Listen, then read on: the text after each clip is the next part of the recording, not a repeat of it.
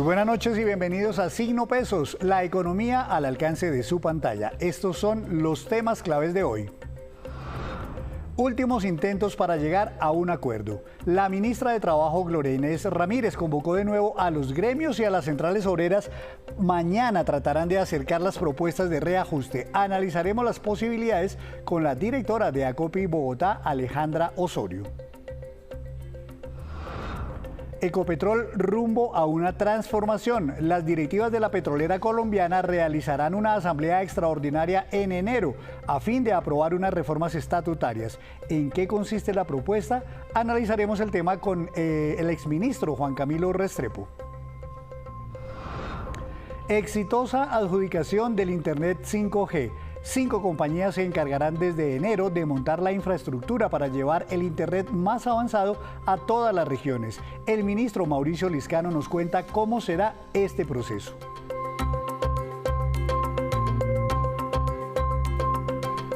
Y comenzamos esta emisión de Signo Pesos hablando del salario mínimo y de la concertación que se ha intentado en torno a este reajuste, pero que hasta ahora no ha dado muchos frutos. La ministra de Trabajo, Gloria Inés Ramírez, mañana intentará acercar de nuevo las partes y hacer un último esfuerzo para alcanzar ese consenso. Doctora Alejandra Osorio, directora de ACOPI Bogotá y Cundinamarca, buenas noches y bienvenida a Signo Pesos.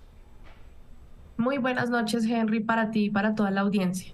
Gracias, doctora. Quisiera recordar esta primera cifra que fue la propuesta de las centrales obreras en torno al reajuste al salario mínimo. Ellas piden un reajuste del 18%, dicen ellas, de manera integral, es decir, tanto para el salario como también para el subsidio de transporte.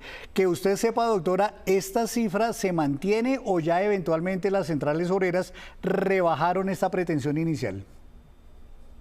Bueno, Henry, muchas gracias por la preocupación. Realmente esta es una propuesta que nosotros desde ACOPI hemos categorizado como fuera de contexto, si tenemos en cuenta que tenemos un nivel inflacionario todavía alto, que afortunadamente se ha venido regularizando y ha tenido una reducción importante.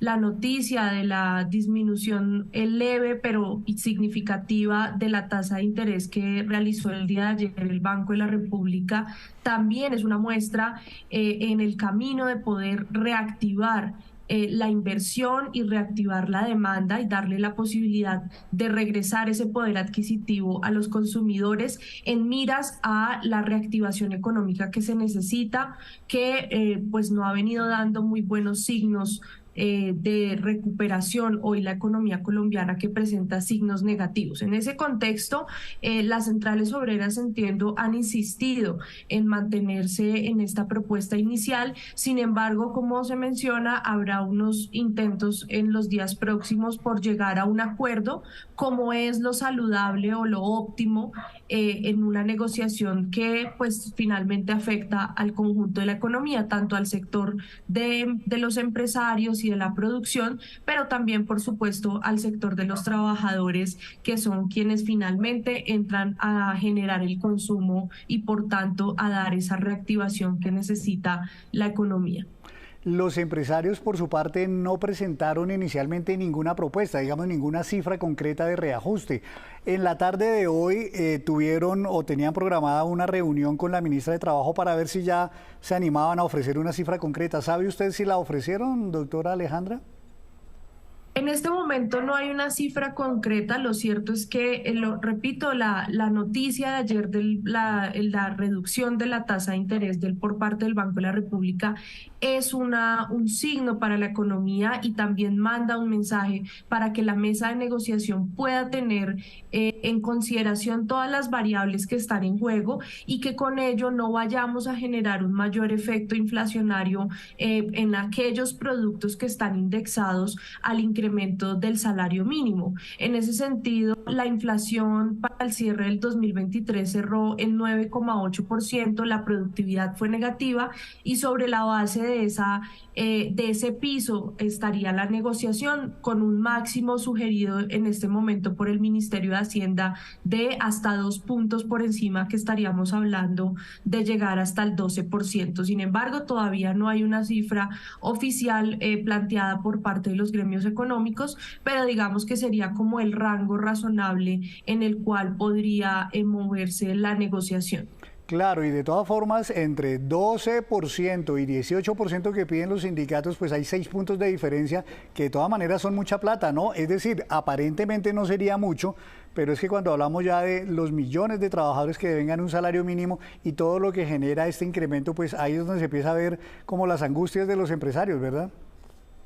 Digamos que aquí hay dos preocupaciones. Una es el incremento que notan o que es efectivamente lo que reciba, lo que devenga el trabajador, que es el salario que percibe. Sin embargo, hay que tener en consideración que detrás de este hay también unos costos que quizás no los percibe de manera directa el trabajador, pero que están allí, como son las prestaciones sociales, donde se cubren las cesantías, la prima, la afiliación a los subsistemas como son salud y pensión y por supuesto las cajas de compensación que conforman toda la protección al trabajador.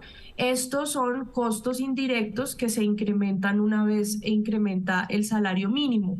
Adicionalmente a eso, pues hay que tener en cuenta que muchos de estos trabajadores no están considerando que están todos estos costos, que finalmente también es un ingreso que percibe el trabajador, así no sea de manera directa. Entonces, allí hay unas consecuencias que pueden tener pues implicaciones muy graves para la economía empresarial. Pero también nos preocupa en este momento que se suma la conversación que desafortunadamente no ha sido lo más abierta que se pueda en el Congreso de la República sobre la reforma laboral. Allí nosotros hemos venido presentando inquietudes, sin embargo, lo que se anunció en la Comisión Séptima es que no habrán en este caso audiencias públicas, lo cual consideramos es un error porque si bien esta es la segunda versión ya de la reforma, todavía quedan muchos temas frente a los que desde el sector empresarial quisiéramos presentar nuestras inquietudes, las implicaciones en costos que esto va a generarle al sector empresarial, especialmente para las de menor tamaño, que tienen una capacidad de absorber de manera diferente y mucho menos resiliente estos incrementos que se van a generar producto de una aprobación de la reforma laboral y también pues que se suman a este incremento del salario mínimo que es evidente tiene que darse con un reajuste para que el poder adquisitivo de los trabajadores no se pierda iniciando el año 2024. Claro, es que además las pymes son las que más soportan, digamos, la cantidad de trabajadores de salario mínimo que hay. Usted mencionaba algunos rubros, yo también intenté, doctora, le voy a mostrar otra gráfica, hacer esa lista, digamos, de los costos laborales que generalmente provoca, digamos, el salario mínimo y que si se incrementa el salario mínimo, seguramente también se incrementa todo esto. Cesantías, primas, vacaciones, la seguridad social, las extras y los recargos que se paguen a los trabajadores, los dominicales, los festivos, la dotación. Mencionaba usted otros, por ejemplo, la caja de compensación, la ARL. Al final de cuentas, doctora, uno cree que un trabajador de salario mínimo le cuesta a una empresa, en este caso, por ejemplo, en este año, 1.160.000 pesos, que es el salario básico, pero en realidad entiendo que es muchísimo más, ¿no? Casi 2 millones de pesos al mirar todos estos costos laborales. Sí, de acuerdo. Cuando revisamos todos estos, que esa lista, digamos que resalta agrupadamente los elementos más importantes frente a los cuales tiene que incurrir el costo que asume el empresario por un trabajador de salario mínimo. Y allí lo que podríamos especificar es en el caso de la seguridad social que se cubren los subsistemas, la salud, la pensión, los riesgos profesionales, los aportes que se hacen al SENA y por supuesto también la ARL, que es de carácter obligatorio para cubrir los riesgos profesionales en los que pueden incurrir las diferentes actividades que desempeñan los trabajadores dentro de las empresas. Pero cuando se suman todos estos costos que están allí enunciados, lo que aproximadamente uno podría redondearlo es que se incrementa un 40%, es decir, un trabajador de salario mínimo le cuesta a un empresario un 40% más de lo que devenga efectivamente, que es lo que recibe o percibe ya en su bolsillo el trabajador. Entonces, esos son los costos adicionales que hay que tener en consideración. Se incrementan una vez se hace el aumento del salario mínimo. Así es, pues bueno, vamos a estar muy atentos, doctora Alejandra, para ver pues cuál es el resultado de estos intentos de acercamiento que está realizando la ministra de Trabajo entre los gremios y las centrales obreras. Ojalá resulten en un consenso, siempre será mejor un acuerdo que una fijación del decreto o del salario mínimo por decreto. Muchas gracias por ayudarnos a entender la temática y estaremos muy pendientes para volver a conversar ya cuando se sepa en qué termina todo este proceso de discusión. Muchas gracias. Así será. Un cordial saludo para ti, Henry, y para toda la audiencia. Gracias, doctora Alejandra Osorio, desde Acopi. Hacemos una breve pausa, pero cuando regresemos, espere. El gobierno anuncia billonarios recursos para créditos a productores del campo. Ya nos vemos.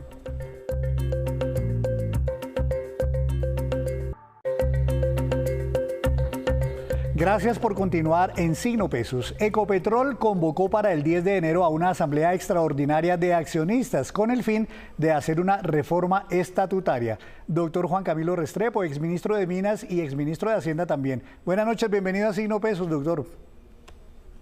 Buenas noches, me place mucho saludarlos.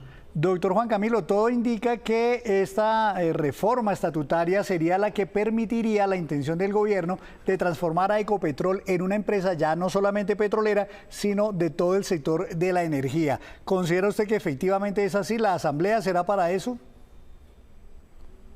Bueno, no se sabe exactamente cuál es el temario de la asamblea, pero sí ha trascendido que ese puede ser uno de los puntos, un cambio de estatutos en esa dirección, además de cambiar algunos miembros de la junta directiva, también se ha mencionado. Hay que ver exactamente qué es lo que tiene el gobierno en mente, porque hasta ahora han sido apenas píldoras de qué es lo que piensa transformar a Ecopetrol de una empresa petrolera a una empresa de energía, o que tenga la facultad estatutaria para hacerlo. Eso, pues en principio puede estar bien, pero lo que habría que ver, a mi entender, es cuáles son las inversiones nuevas fuera del campo del petróleo y del gas que quieren colgarle a Ecopetrol. Por ejemplo, se ha mencionado que se harían un consorcio con la empresa PDVSA en Venezuela para rehabilitar un gasoducto que está allí inutilizado desde hace tiempos para importar gas de Venezuela. ¿Cuánto va a valer las inversiones que se espera que haga Ecopetrol en ese consorcio? También se ha mencionado que se quiere meter a Ecopetrol a invertir en general en energía, pero específicamente en generación nueva de energía, en hidrógeno y en gas. ¿Qué inversiones son las que se están pensando? Porque la capacidad de inversión de Ecopetrol no es una tela de plástico que se puede ampliar indefinidamente. Como la misma USO lo ha dicho, esto es delicado porque se pueden ver comprometidas las inversiones del núcleo central del negocio de Ecopetrol, que es el gas y sobre todo el petróleo. Entonces, las reservas de uno y otro están muy disminuidas. Hay que hacer un esfuerzo grande en exploración y en explotación. Entonces, el tema es delicado porque no es una capacidad indefinida la de Ecopetrol para invertir. Hay que poner esto en el marco del programa de inversiones anuales de Ecopetrol para que no caigamos en lo peor, que sería descuidar el núcleo central del negocio de la empresa, que es la exploración, la refinación, la transmisión de los combustibles, para meterse en una serie de negocios nuevos que bien puede hacer el sector privado y convirtiendo en una especie de monstruo a Ecopetrol de la energía, desplazando el sector privado y achicándole el margen de inversión de la empresa petrolera. Claro, es que si bien muchos sectores y expertos están de acuerdo en que hay que hacer una transición energética, se ha dicho también que la transición energética pues vale mucho y se requieren los recursos del petróleo durante un buen tiempo para financiar esa transición. Están aquí de pronto, en lugar de concentrar más inversiones en una sola cosa, dispersando el poco dinero que hay de inversiones para un montón de cosas que todavía ni sabemos. Sí, exacto. La capacidad de inversión de Ecopetrol no es indefinida, no es una tela elástica, acabo de decir. Por lo tanto, hay que focalizarlo en lo prioritario. ¿Y qué es lo prioritario? Lo prioritario es que no perdamos la soberanía energética.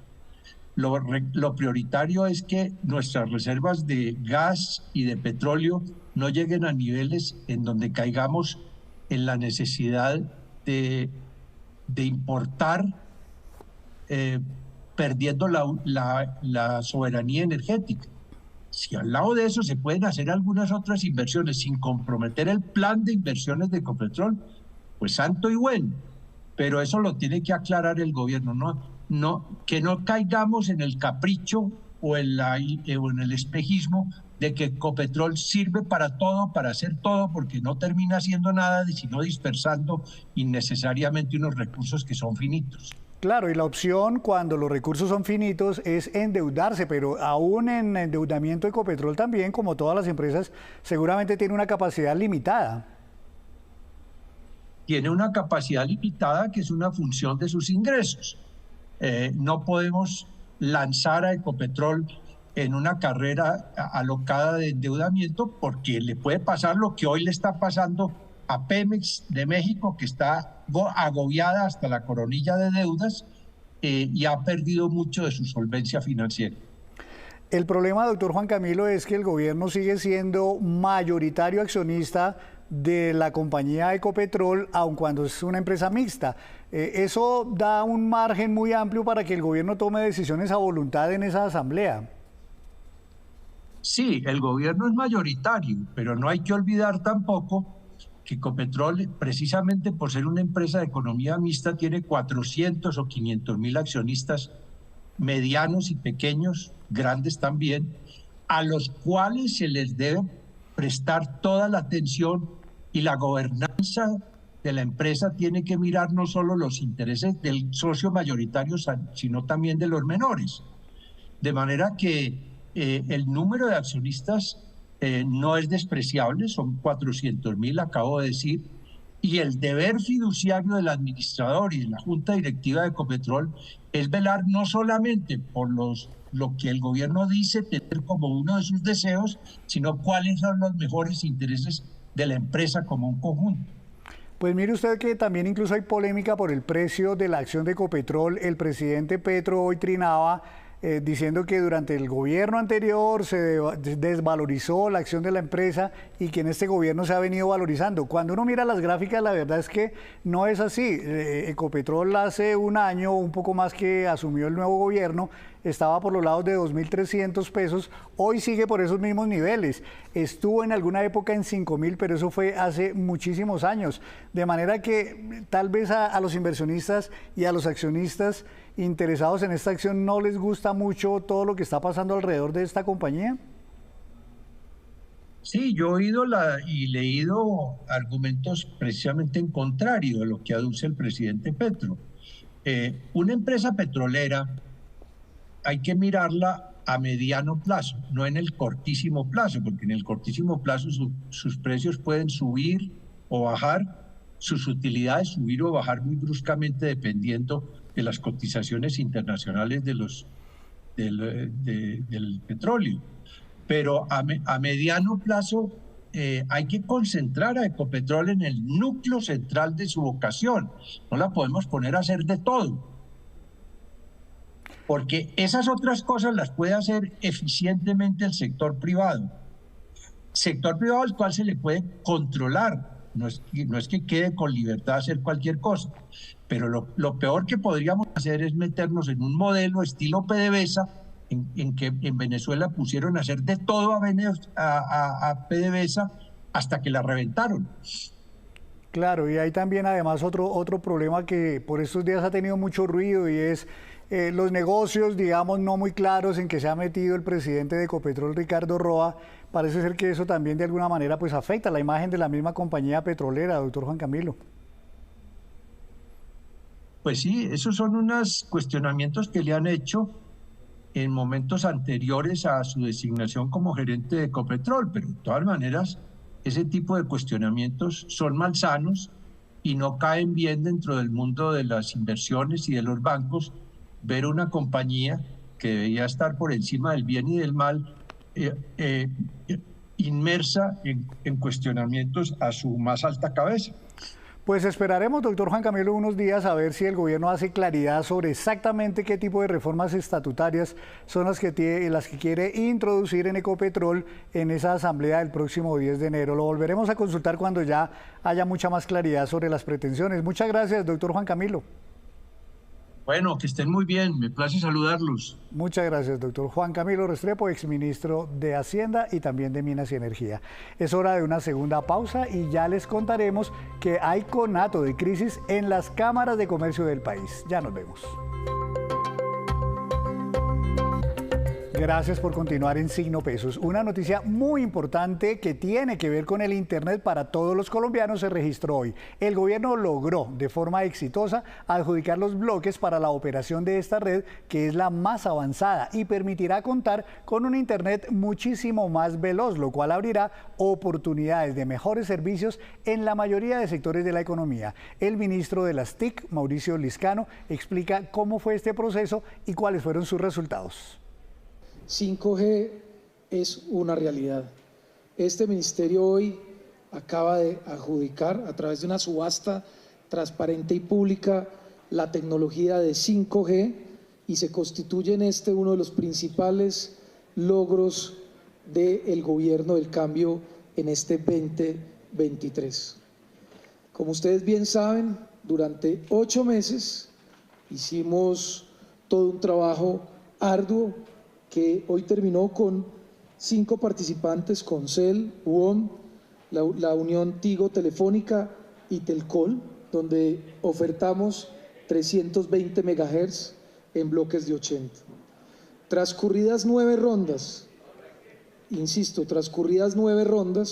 existieron 9 rondas de ofertas por parte de los proponentes, se asignaron 4 bloques de 80 MHz. Para un total de 320. En los 4 bloques tuvimos una oferta porcentual 29% más, casi 30%, 29.2% más del precio de reserva, es decir, recibimos una oferta por 93.000 millones más del precio total. Es decir, en 5G recaudamos y se adjudicó por 1.3 billones de pesos. ¿Quiénes fueron los ganadores y cómo fueron cada uno de los bloques asignados?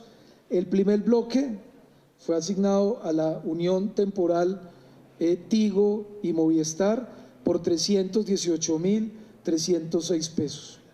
318.000 millones de pesos.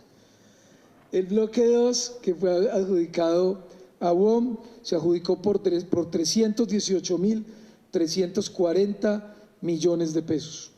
El bloque 3, que se adjudicó a Telecol, que además hay que reconocer que trajimos un nuevo operador a Colombia, se adjudicó por 318.333 millones de pesos. El bloque 4, que se adjudicó a Comcel, a Claro, se adjudicó por 411.384 millones de pesos. ¿Esto qué significa? Significa que hubo confianza en el proceso, que el proceso fue transparente, como lo dije, que recaudamos el 30% más, 100.000 millones, exactamente 90.000 millones más del precio de reserva. El total de la subasta, del total de lo que ofertamos hoy, entre 5G y las bandas medias y bajas, adjudicamos el 83% de la subasta el día de hoy, lo cual lo consideramos un total éxito como lo teníamos previsto. Igualmente, con esta subasta, las empresas quedan con unas obligaciones de hacer, que son las siguientes. La empresa Comcel Claro queda con la obligación de conectar 313 instituciones educativas. La empresa Tigo Telefónica queda con la obligación de conectar 217 educaciones educativas y 32 estaciones con base tecnológica 4G en carreteras primarias y secundarias. Con esto completamos casi toda la conectividad de las carreteras de Colombia primarias.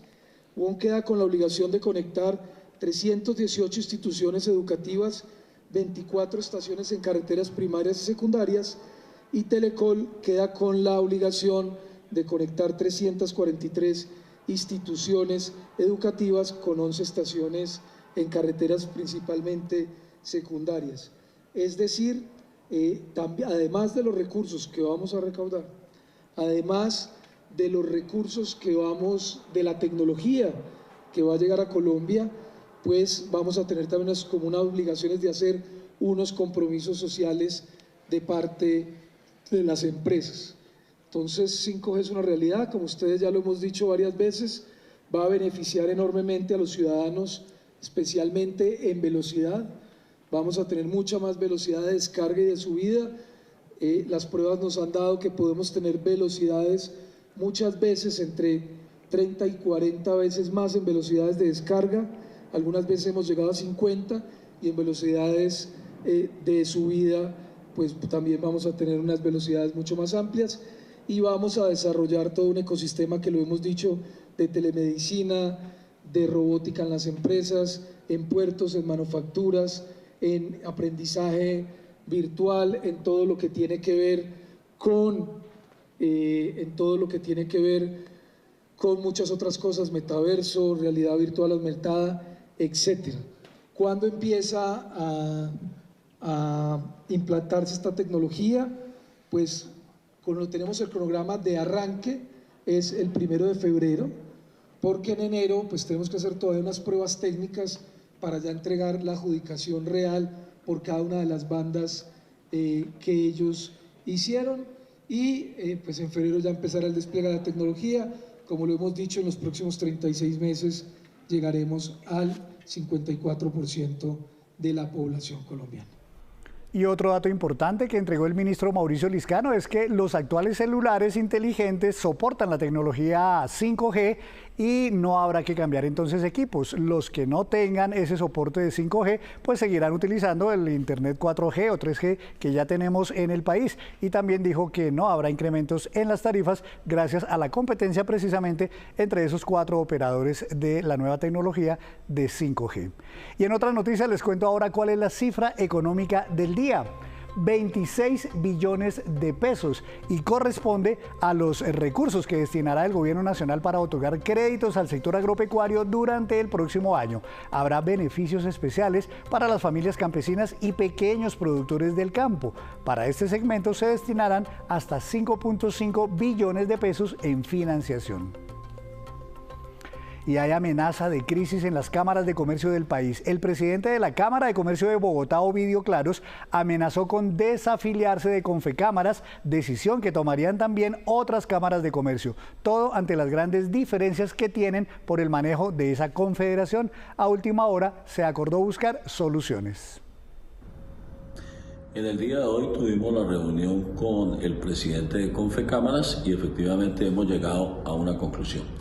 Las 57 cámaras que constituyen el sistema cameral en Colombia, nos vamos a reunir el próximo año en el mes de febrero en la ciudad de Bogotá y vamos a estudiar la reforma estatutaria a Confecámaras.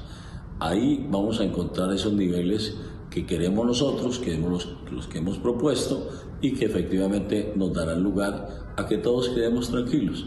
O sea, si atendió el llamado de Bogotá para que se hiciera, yo creo que lo vamos a hacer, vamos a llegar a esos puntos de entendimiento en la reforma estatutaria y vamos a consolidar la organización cameral en Colombia.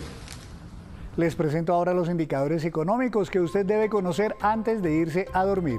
La tasa representativa del mercado que regirá mañana es de 3.984 pesos con 54 centavos. Subió 22 pesos con 77 centavos. El petróleo Brent de referencia para Colombia bajó 0,08%, se ubicó en $79 con 17 centavos por barril. El precio interno del café colombiano bajó y quedó en promedio a 1.467.000 pesos la carga. El índice MSCI Colcap de la Bolsa de Valores de Colombia bajó 0,57%, acción que más se valorizó la de ETB con una ganancia de 10,83% y la que más bajó la de ENCA con un retroceso de 5,56%.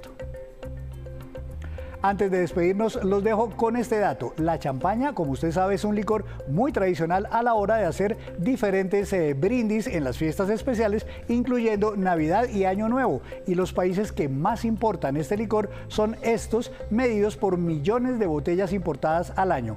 Estados Unidos, 33.7, Gran Bretaña, 28.1, Japón, 16.6, Alemania, 12.2 e Italia, 10.6 millones de botellas.